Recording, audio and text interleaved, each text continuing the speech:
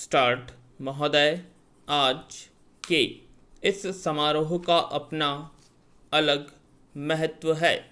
पंचायत भारतवर्ष की एक बहुत पुरानी संस्था है और जैसा अभी कहा गया, इन्हीं पंचायतों के कारण ही भारतवर्ष अब तक जीवित रह सका है। हम पर बाहर से बार बार आक्रमण हुए, विदेशियों की विजय हुई, पर ग्राम पंचायतें अपने स्थान पर ज्यों की त्यों बनी रही।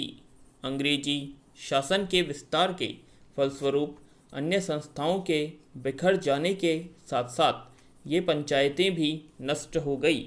जिस समय हम लोग ब्रिटिश सरकार से भारत के लिए स्वराज्य प्राप्त करने के प्रयत्न में लगे हुए थे, उस समय गांव-गांव में जो कांग्रेस कमेटियां स्थापित हुईं, वे एक प्रकार से पंचायतें ही तो थी, पर उस समय हमारे हाथों में अधिकार नहीं था और जो पंचायतें स्थापित हुई वे जनता की इच्छा से ही स्थापित हुई।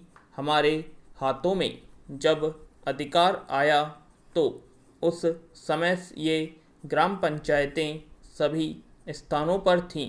संविधान बनाते समय भी यही सोचा गया कि ऊंची व्यवस्थापिका सभाओं तक पहुंचने के लिए पंचायतें ही सबसे पहली कड़ी होंगी। उसके बाद सभी प्रदेशों और राज्यों की सरकारों ने पंचायत संबंधी कानून पास किए और पंचायतें स्थापित होने लगी। इस समय प्राय सभी राज्यों में पंचायतें हैं। यह दूसरी बात है कि कहीं पर उनका काम भली भांति चल रहा है और कहीं उतने सुचारू रूप से नहीं चल रहा है। आज यह सुनकर मुझे बहुत प्रसन्नता हुई कि आपके इस राज्य में पंचायतों को ठीक रूप से चलाने पर बड़ा जोर दिया जा रहा है। जिनका काम सबसे अच्छा और सुंदर समझा जाता है, उनको पुरस्कार दिया जाता है। इसलिए मैंने आपकी ओर से आज 2-4 पंचायतों के मुखिया लोगों को अनुदान दिया।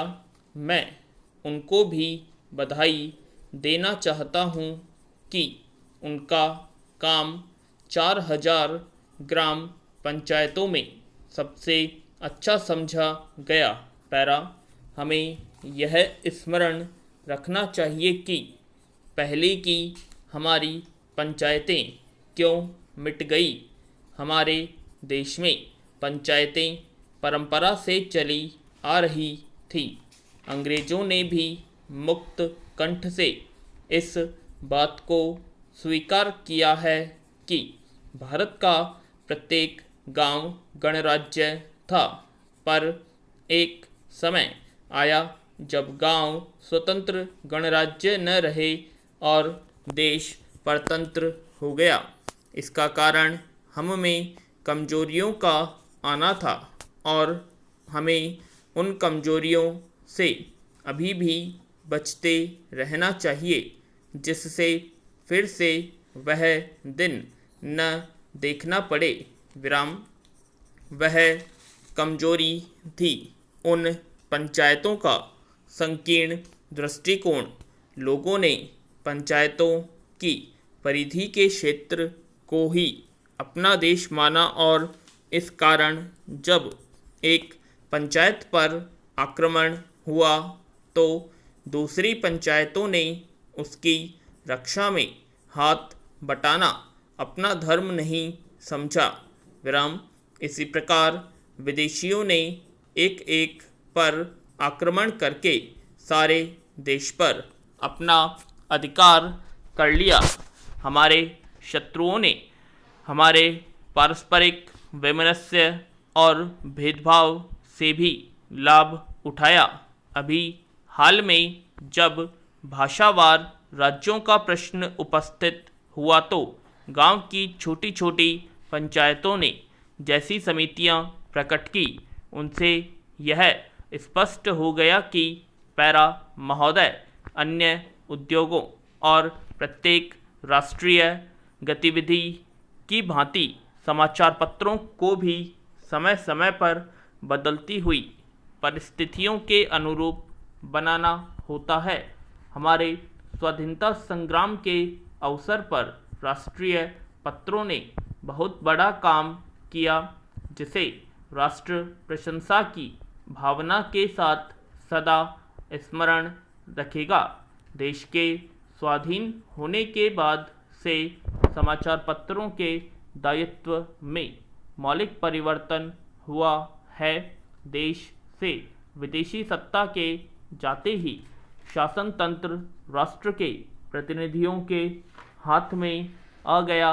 यह स्वाभाविक था कि इस परिवर्तन के बाद सभी समाचार पत्र अथवा उनमें से अधिकांश अपनी नीति पर पुनर्विचार करें। इन 9 वर्षों में अधिकांश पत्रों ने इस दायित्व को सुचारू रूप से निभाया है। मैं यह प्रसन्नता से स्वीकार करता हूँ कि पत्रों ने राष्ट्रीय महत्व के प्रश्नों पर सरकार का समर्थन कर उसका बल ही नहीं बढ़ाया, बल्कि जब कभी विचार स्वातंत्र्य और सच्चे मतभेद की मांग हुई तो पत्रों ने आलोचना का आश्रय भी लिया। किसी भी पत्र का मूल्य अंततोगत्वा महत्वपूर्ण प्रश्नों पर उसके निर्भीक और निष्पक्ष विचारों के आधार पर ही आंका जा सकता है।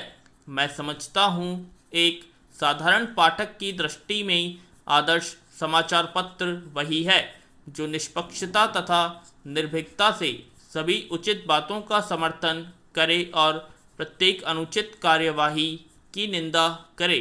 ऐसे देश में जहाँ विचार स्वातंत्र्य की पूर्ण व्यवस्था है, समाचार पत्र ही अपने निष्पक्ष तथा वस्तुगत मूल्यांकन से जनता का पथ प्रदर्शन कर सकते हैं।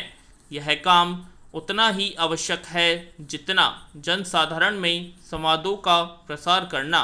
पैरा भारत में समाचार पत्र उद्योग लगभग 100 वर्ष पुराना है।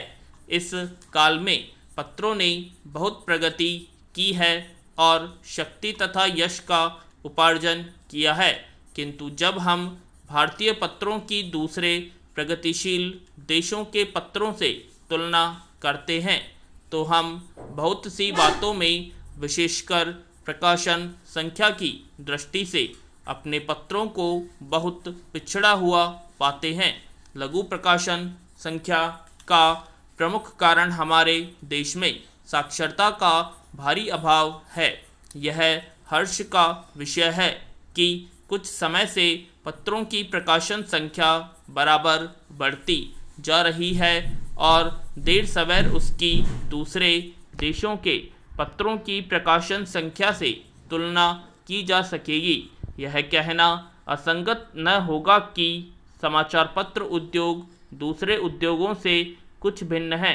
वास्तव में इस उद्योग और दूसरे उद्योगों में यदि कोई सामान्य बात है तो यही कि दोनों ही की गणना उद्योगों में होती है। इसके अतिरिक्त समाचार पत्रों और अन्य उद्योगों में बहुत कुछ भेद है। किसी भी उद्योग पर राष्ट्रीय संगठन और राष्ट्र के लोगों के विचार, उनके लक्ष्य तथा महत्वाकांक्षाओं को व्यक्त करने का इतना भारी उत्तरदायित्व नहीं जितना समाचार पत्र उद्योग पर है। पत्रों और पत्रिकाओं का प्रकाशन संसार के सभी देशों में आरंभ में एक साधारण प्रचार कार्य के रूप में हुआ। उस समय यह कार्य आर्थिक लाभ से ऊपर था। धीरे धीरे जैसे पत्रों के पाठकों तथा ग्राहकों की संख्या बढ़ती गई और पत्र विज्ञापन का माध्यम माने जाने लगे। पूर्ण विराम।